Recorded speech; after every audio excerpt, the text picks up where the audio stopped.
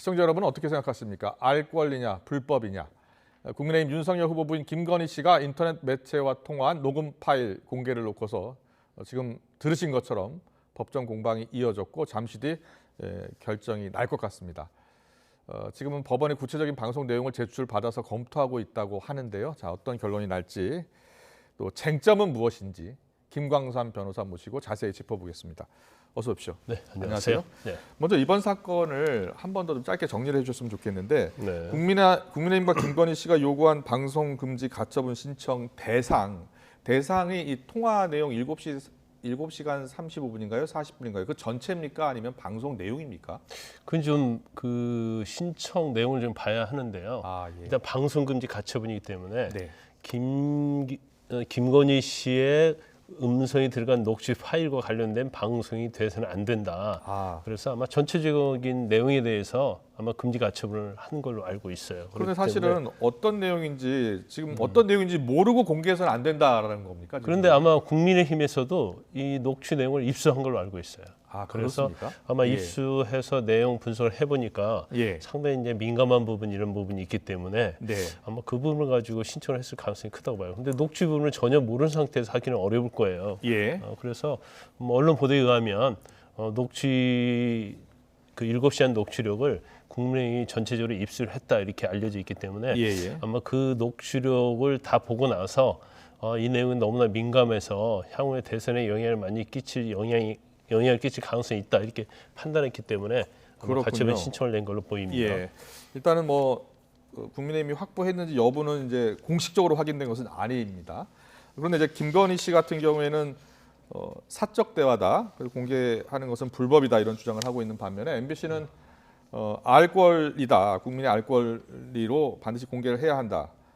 그리고 유력 대통령 후보의 부인인 만큼 공개하는 것이 맞다라는 주장을 펴고 있는데요. 지금 법정에서 양측이 주장하는 것은 어떤 내용입니까? 일단 이제 가처분 신청한 측, 이제 원고 측이죠. 원고 측에서는 일단 이 녹취 자체가 취재의 목적으로 한 게 아니다는 거예요. 네. 그래서 일종의 떡밥을 던져줬다. 이게 떡밥이라는 것이 김건희 씨와 김건희 씨의 어머니와 앙숙관계에 있는 정모 씨에 대해서 대책을 강구를 한다랄지 도와주겠다는 식으로 접근을 해서 그다음에 서로 어떤 친밀한 관계를 유지한 다음에 유도 신문을 해서 이런 식으로 했기 때문에 이건 상당히 기망이란 말을 쓰지 않았지만 불법적인 목적을 가지고 했고, 사실은 기자를 할지라도 취재 목적으로 했는데 이 부분에 대해서 사실은 유튜브에서 방송을 한다랄지 그런 걸 하지 않았잖아요. 그렇기 때문에 이거 전체적으로 이제 불법적인 것이다 이렇게 주장을 하고 있는 거죠. 그렇군요. 자, 일단 지금까지 알려진 내용을 좀 정리를 해 보면요. 지난해 7월부터 12월까지 이 통화를 합니다. 인터넷 매체 서울의 소리 모 기자와 그리고 윤석열 후보의 부인 김건희 씨가 여러 차례, 수십 차례라는 이야기도 나오고 있고요. 이게 통화를 했다는 거죠. 국민의힘에서는 한 20여 차례라고 얘기를 하고 있는데 서울의 소리 측에서는 한 58회 정도 했다고 그렇게 얘기를 하고 있어요. 그렇군요. 그렇다면 왜 통화를 했을까?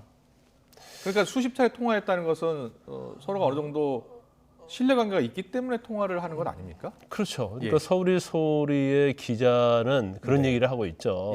본인이 취재를 하기 위한 목적이고 나는 기자다 이렇게 밝혔다는 거예요. 근데 그러면서 수시로 통화를 작년에 했었는데 그 58회 통화를 했는데 사실 이제 김건희 씨가 거의 언론이랄지 외부에 노출되지 않았잖아요. 그래서 최근에 사과 언론 기자회견을 하기 전까지만 해도 윤석열 후보가 검찰총장 임명장 받을 때 그 사진이 계속 쓰였잖아요. 언론에서. 그런데 기자도 밝혔음에도 불구하고 왜 이렇게 계속적으로 서울의 소리 주장처럼 58회나 인터뷰를 했을까? 그런데 이제 김건희 씨 측에서는 인터뷰가 아니고 그냥 사적인 대화다 그렇게 주장을 하고 있어요. 그런데 이제 전체적으로 58회나 되고 7시간이나 된다고 하면 이걸 과연 취재 목적으로 한 거냐, 아니면 어떤 개인 대 개인의 사적인 대화냐, 이제 그런 부분에 있어서 좀 불분명한 부분이 있다 이렇게 볼 수 있습니다. 그렇다면요, 그 인터넷 매체 서울의 소리 서울의 소리 측의 입장을 잠깐 듣고서 이야기 더 나누겠는데요. 인터넷 매체 서울의 소리 대표가 전화 인터뷰를 했습니다. 듣고 오겠습니다. 김건희 씨가 기겁을 하고 끊어버릴 줄 알았는데 저희는 김건희 씨한테 기자 입장 밝히고 그것도 서울의 소리 기자라는 신분을 확실히 밝히고 대화를 시작했고 김건희 씨는 서울의 소리의 정보를 알고 싶었고 이명수 부자는 김건희 씨를 취재하고 싶었고 이게 맞아떨어졌기 때문에 쉬운 세 차례 그 직접 통화가 있었고 서로 정보를 주고받았다. 네.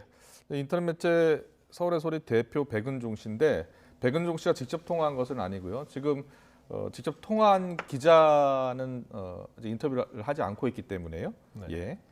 자, 김건희 씨 그럼에도 불구하고 지금 불법 취재다 이렇게 주장하고 있는 거죠. 네네.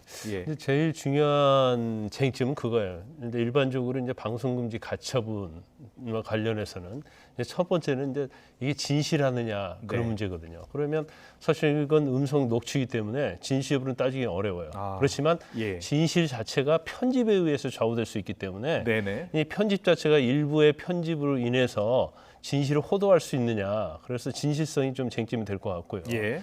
두 번째 이제 가장 중요한 것이 이제 헌법이 보장하고 있는 인격권. 예. 이것은 사생활 보호와 관련이 돼 있겠죠.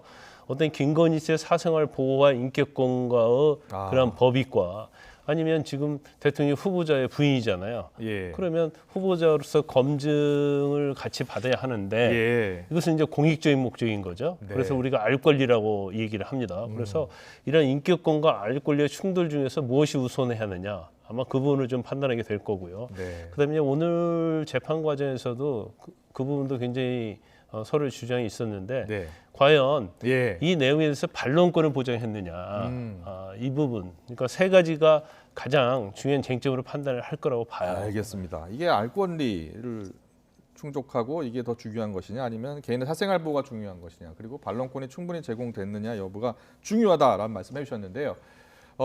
아직 재판 결과가 나오지 않았고요. 다만 재판부가 재판하는 과정에서 MBC 측에 지금 방송할 예정인 MBC 측에 대화 형식으로 여러 가지 물은 게 있습니다. 저희가 일부 내용을 공개해 드리면요 이렇습니다. 재판부가 재판 중에 이렇게 얘기했습니다. 사적인 부분은 안 내보내야 되지 않나라고 물었고 또 MBC는 그런 부분은 없다 이렇게 이야기를 했습니다. 재판부가 또 반론의 기회를 줘야 하는 것 아닌가 이렇게 물었을 때 오늘 나온 반론까지 반영하겠다라고 이야기했고요.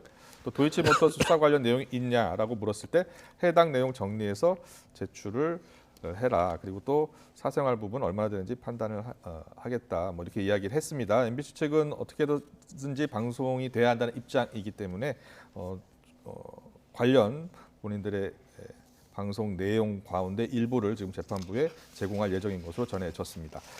자, 지금 이렇게 법정에서도 말씀하신 것처럼 이 사생활 침해 여부 또 국민 알 권리 여부 그리고 또 이 반론권 이런 문제를 지적했네요. 일단 오늘 재판 내용을 전체적으로 보면요. 예. 우리가 보통 가처분에 대해서는 인용을 할 것이냐. 인용하면 방송을 못 나가게 하는 거죠. 그렇죠. 기각을 할 것이냐. 그럼 방송이 나가는 거예요.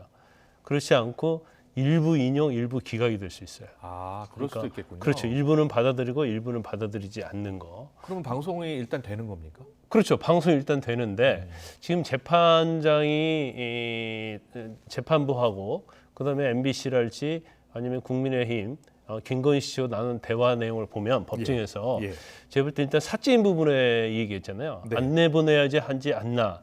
이 말은 만약 사적인 부분이 있다고 한다면 그 부분은 내보내서 안 된다는 재판부의 생각이에요. 그렇군요. 그다음에 반론 기회 줘야 하는데 그러면 사실은 MBC에서는 반론 기회를 줬다고 얘기를 하는데 전화를 받지 않아서 문자로 보냈다 이렇게 얘기를 하고 있어요. 예. 그래서 반론 기회를 줬다고 하는데 사실 방송에 방영되는 부분에 대한 구체적인 부분에 대해서는 반론 기회를 가질 수가 없었겠죠. 시간상이나 여러 가지 물리적으로. 예. 그렇다고 한다면 제가 뭐 개인적으로 예측을 해본다고 하면 지금 사실은 오늘 방송 내용에 대해 대화 내용 그런 부분에 대해서 그 재판부에 제출해달라고 했거든요. 네.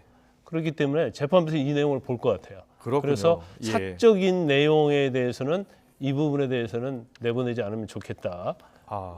그다음에 반론권이 보장되지 않는 부분에 대해서는 지금이라도 김건희 씨 측으로부터 반론을 들어서 이걸 방송에 반영을 해라. 네. 이런 결과가 나올 가능성이 크다 이렇게 봅니다. 알겠습니다. 일단 사적인 부분과 공적인 부분을 그럼 어떻게 구분을 해야 되는 겁니까? 그래서 이 부분이요. 예. 사실 항상 충돌을 하는 거예요. 네. 그러니까 어디까지가 사적인 부분이고 어디까지가 공적인 부분인지. 그렇죠. 이 공적인 부분은 제일 중요한 것은 이제 국민의 알 권리거든요. 네.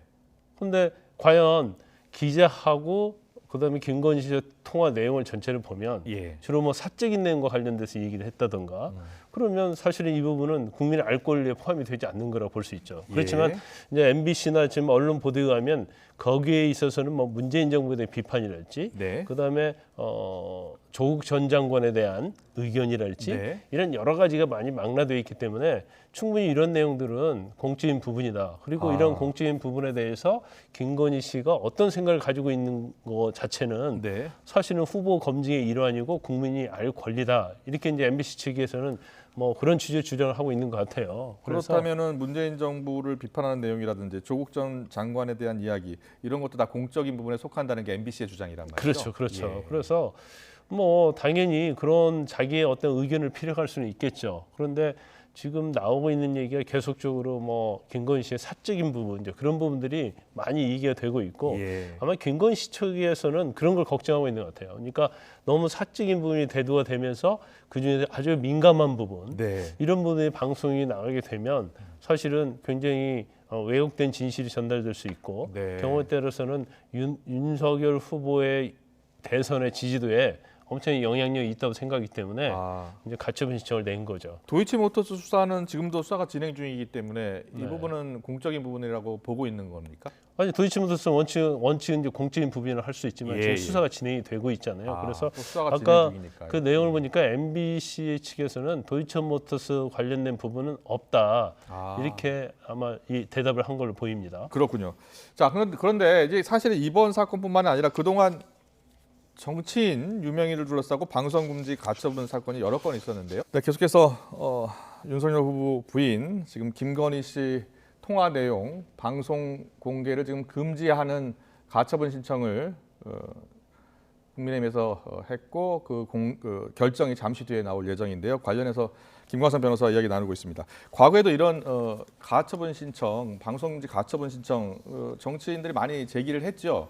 굉장히 많아요. 예, 특히 예, 이제 예. 시사 프로그램, 시사 탐사 프로그램 이런 경우에 굉장히 많죠. 왜냐하면 거기서 어떻게 방송에 따라서 예.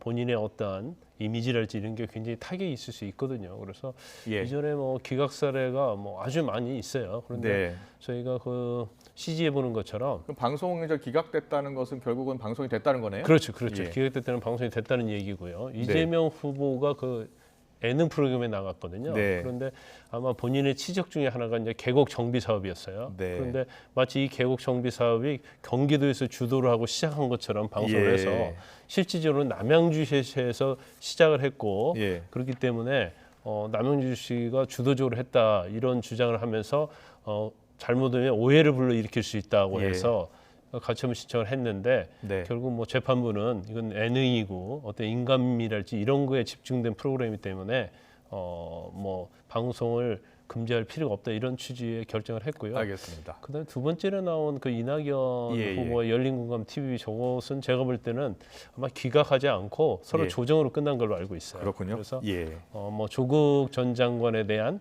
비판 이거 관련해서 최성해 동양대 총장이 관련된 얘기에 대해 있어서 이낙연 후보는 나는 그렇게 한 적이 없다 이렇게 얘기를 했었는데 예. 결국 최성해 총장의 내용을 밑에 댓글처럼 고정 문자로 다는 걸로 해서 네. 소송을 취하하고 끝난 걸로 알고 있습니다. 알겠습니다. 법원 결정은 아닙니다만 이재명 후보의 이른바 형수욕설 파일 선관위는 편집해서 틀면 안 된다라고 했죠. 그때 네. 어떤 이유로 근거로 됐습니까? 일단 이 내용의 이제 그 녹음의 특징이요. 네. 어느 부분을 떼어서 하느냐 하지 않느냐에 따라서 후보자 비방이 될 수도 있고 또 그렇지 않을 수도 있거든요. 그래서 예. 이 원본 파일 전체를 트는 것 자체는 사실 유권자 입장에서 보면 그걸 판단할 수 있는 기회를 갖는 거거든요. 예. 근데 마치 욕설만 딱 떼어서 놓고 보면 전후 맥락이 생략되기 때문에 네. 사실 이 부분은 왜곡될 가능성이 있다. 따라서 SNS나 인터넷 네. 또 경우에 따르면 확성기에다 편집한 그런 내용을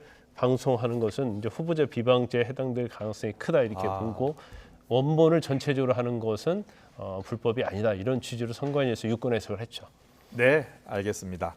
자, 가처분 신청 최종 결과 잠시 뒤에 나오는 대로 속보로 전해드리겠습니다. 지금까지 그 쟁점을 짚어봤습니다. 김광삼 변호사였습니다. 고맙습니다.